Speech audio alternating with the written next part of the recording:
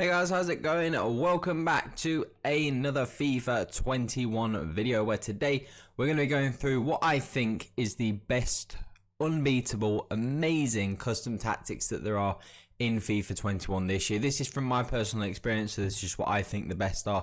If you have any differing opinions, then do let me know in the comment section. Hopefully you guys had a great Christmas as well. I know I had a good Christmas, and yeah, it was nice to have some time away from FIFA and just have some normality again. Also, if you're interested, make sure you check the link below. We do have our Discord, and yeah, we're very active in that Discord, so make sure you do go and join that and get involved in that because it's super fun. But without further ado, going into this tactic video now, obviously that since the last time you maybe saw, my team has changed dramatically.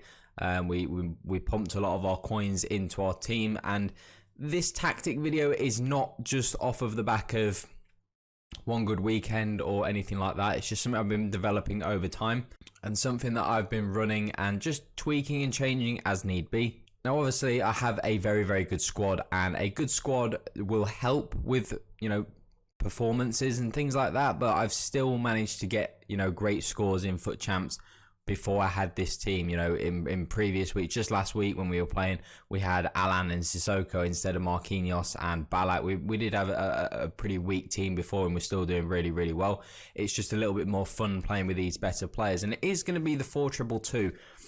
Now, as you guys know, this is for me the best formation. I just love this formation. I just think it's got everything you need to succeed. It's crazy because I don't actually see this formation too often, like when I'm playing weekend league or when I'm playing rivals. Like, this is not a formation that I come up against very often, but it's just one that seems to work and click for me. It just seems to work for my playstyle, and that's what's important. Getting a formation and tactics and instructions. I always preach that you have to get them to suit your playstyle, not just copy what somebody else is doing because it might work for them because of the way they play. The way I play FIFA evidently just suits the 4-2-2 and works super well. So going into the tactics, pressure on heavy touch is the defensive style option. It's something I really like. I just think I like to play on a press. I think pressure on heavy touch is the best one. I think possession loss, a little bit too crazy. Constant pressure. I played a guy actually this weekend league. I actually finished 14-0, which I was really happy about. I played a guy who played constant pressure the whole game.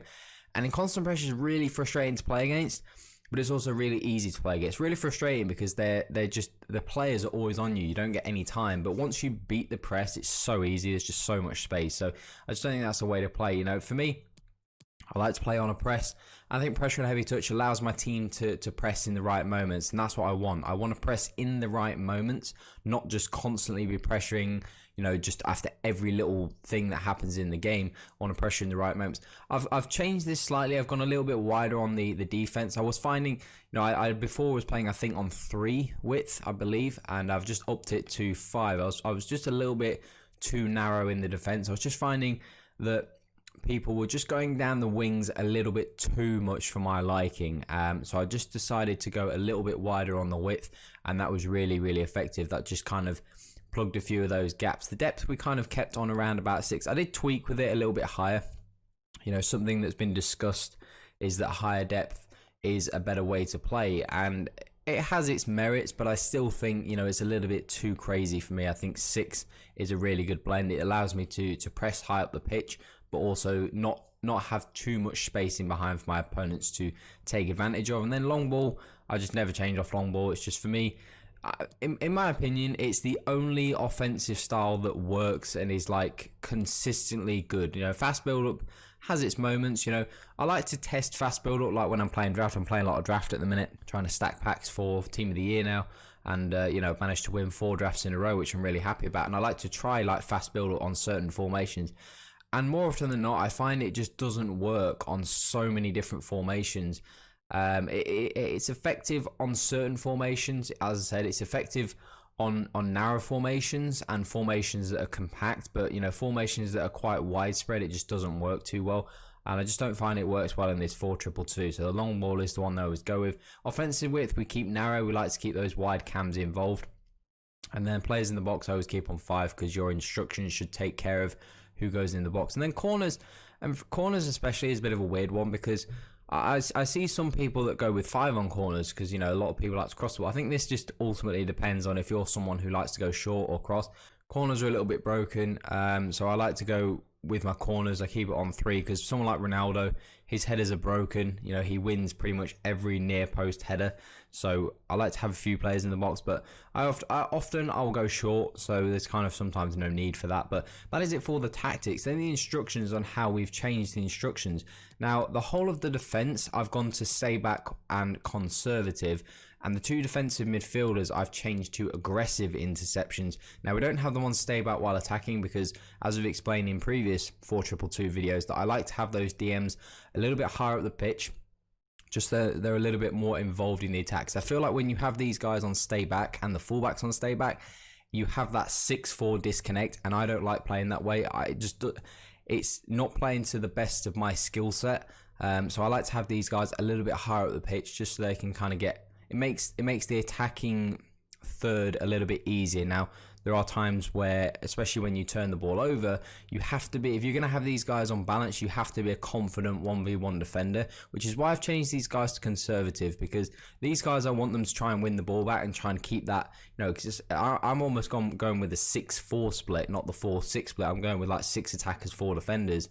So I like these guys to kind of trap my opponents in. So I want the DMs on aggressive, but if you're going to have the DMs on aggressive, you need to have the defenders on conservative, because if the midfielder is going to be diving in to try and win the ball on that press, remember, you don't want the defenders diving in as well, because there's no cover behind those centre backs and full backs. So if they're diving in and they miss, you know, if you're pressing and these guys are running it behind the strikers and missing, there's no one to cover them. So I want these guys on conservative. I want to make sure they are the last line of defence, and these midfielders are going to press, and they're going to miss sometimes, and that's why you have to be a confident 1v1 defender, because there's plenty of times where I have to defend 1v1, whether it's with Bernat or Ferdinand or Van Dijk or Alberto.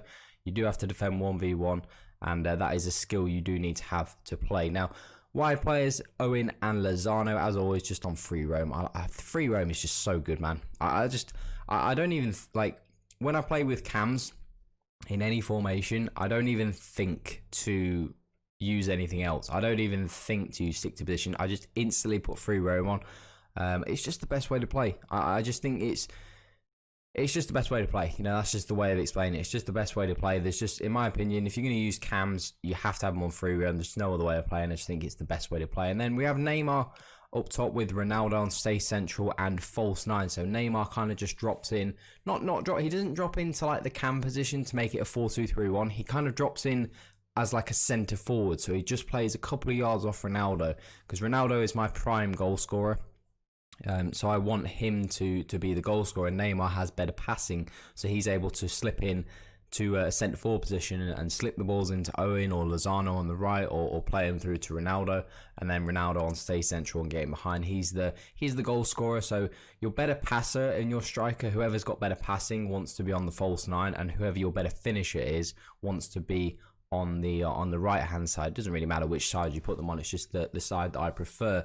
And when we take a look at like Ronaldo, for example, his stats for me so far, you know, I played 14 games, I'm 14-0. So he's played 15 games, 34 goals and 17 assists, 51 goal contributions in 14 FUT Champs games. Is like, that's just mind-blowing. If there's one player you have to get in this FIFA, it's Ronaldo. He's just so good. I thought for a long time Neymar was the best player in the game. You know, 116 games, 148 goals, 87 assists. That's mental return as well. But, you know, Ronaldo's return is just unbelievable. So those two up top are just deadly. And, of course, this team is great, but it's not because of this team. I was getting good scores before I had this team. And, you know, it's just more fun to play with this sort of a team. But go and try out these tactics. They are absolutely mental. I just seem to rip people when I play with these tactics, unless I play somebody who's just better skilled than me. Very rarely do I, you know, if you're someone who loses those games where you feel like you're the better player, try these tactics out. Like, the only time I ever lose games is when somebody is just better than me. Like, the close, narrow games, I always seem to come out on top of. And it's just, these tactics are so good. So make sure you do try them out if you do want to try them. But do let me know in the comment section how they go for you. Make sure you drop a like on the video and join our Discord down below. Make sure you guys enjoy Christmas, enjoy some time with your family. It is much deserved for all of us. But that is all for today, guys. Have an awesome day. I'm out.